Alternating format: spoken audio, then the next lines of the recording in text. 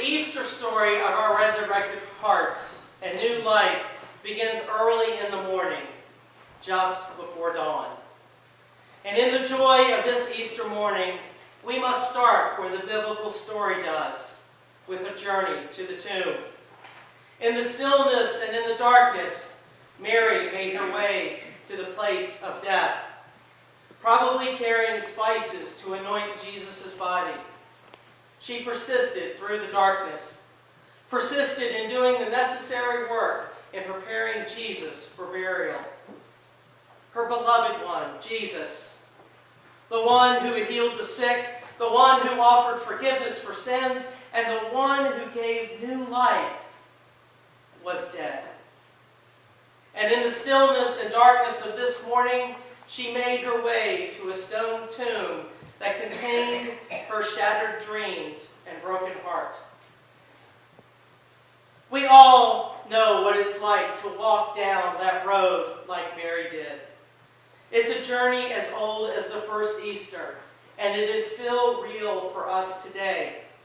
We have all faced the road that is lined with those realities of defeat, despair, and grief.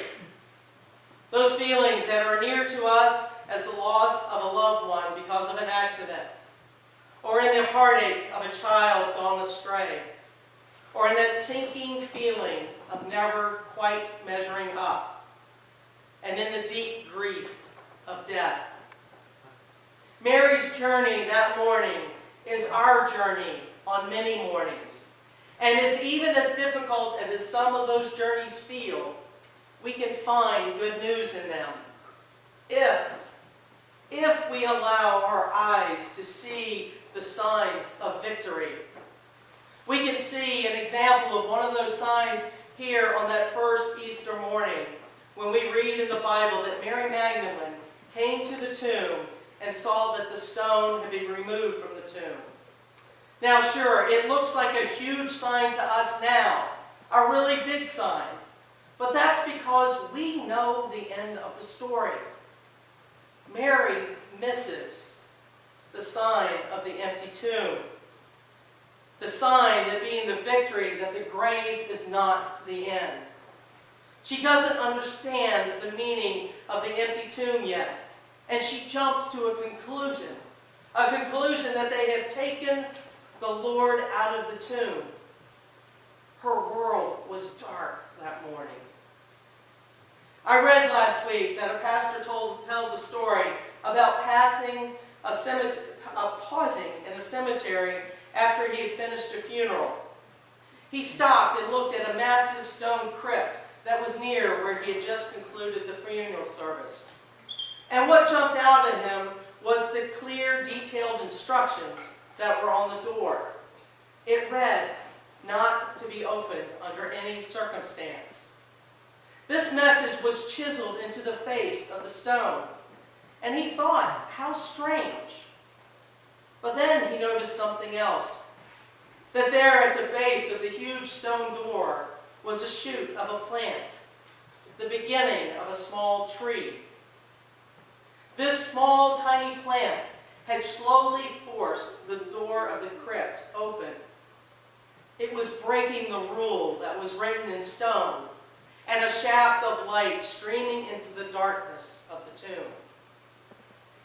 Breaking the rules and a light breaking through the darkness was a sign for Mary, and I can say for us this morning, in the victory of an empty tomb, if we can see it. Mary struggled to believe. So did Peter and the other disciple as they looked into the tomb to examine what was left behind. The two disciples examined the grave like confused detectives, one starting to believe, and the other clearly not knowing what to make of the emptiness. Aren't we just like them at times? We believe, and yet we are confused. We are overwhelmed in grief and loss, and we have a hard time understanding. We believe, yet we shake our heads at how awful this world can be. We believe, and yet we are not sure. We believe, and yet we are missing the signs of a great victory. The disciples saw a sign that morning, but they dismissed it as extraordinary. That the stone was rolled away and the tomb was empty. To ordinary things, trying to explain it with simple reasoning, that the body had been taken. They didn't see the sign. The real sign that Christ had been risen from the dead, that death and sin were conquered once and for all. Even though it appears that they missed the sign, their belief begins to grow slowly in the light. We know this because we read, he saw and he believed. Yet they did not understand the scripture, that he must be raised from the dead. Isn't this too our struggle? Seeing the signs of God's victory that are all around us and really believing them. We can learn from Mary and the two disciples on that first Easter morning to look for the signs of the extraordinary and the ordinary. Those signs of God in love that is shared, in care that is given, in the hope amid despair, in laughter in the place of grief. All of these signs are the dawning of belief. Let us begin to believe the extraordinary, that God's in resurrection action and the ordinary things we see. Amid the ordinary, to me, brings this to mind. Mary's first encounter with the triumphant Jesus is so ordinary that she doesn't realize who she was talking to. She thinks that Jesus is the gardener. And I think it's important for us to pause and catch the full impact of what is happening here. Jesus' first encounter with us after he's been risen is near the tomb. Mary is focused on her grief, and her faith is teetering on the edge. And she asks the gardener, with tears streaming down her face, "Sir, if you have carried him away, tell me where you have put him, and I will get him." Then the full impact of the gospel hits Mary when she hears just one word: Mary. In that instant, she recognizes Jesus, and the light shines in her darkness. Christ's triumphant victory becomes her destiny. Friends, like Mary, our morning begins in the graveyard, and it ends in a shout, "I have seen the Lord." Our path is similar to Mary's. Near the tombs of our life, be it physical or symbolic, we are called by name by the risen Lord. Because we are called by name, we can lift up our heads when defeat, despair, and deep grief settle in, and we can look for the triumphant Christ. God is there, and we can take comfort in finding and living in the love that a life in Jesus brings us. A life that is filled with God's love. A life that calls us to share God's love with others. Friends, our Lenten journey has ended, and we have finally made it to Easter.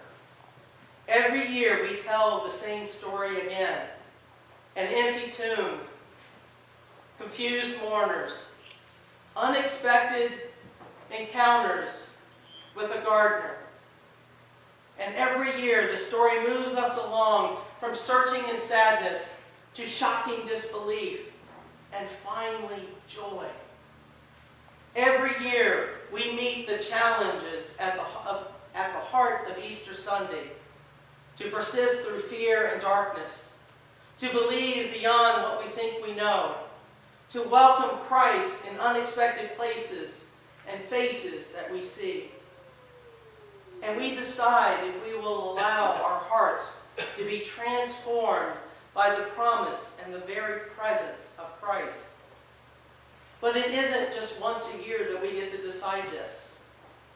We decide this each and every day. Every day we must decide whether we can believe without seeing, whether hope is stronger than despair, whether love is stronger than death. Friends, Jesus is risen. Jesus is risen, and that's what the Easter story is about. To have faith and believe. Thanks be to God. Amen. Please stand as the Spirit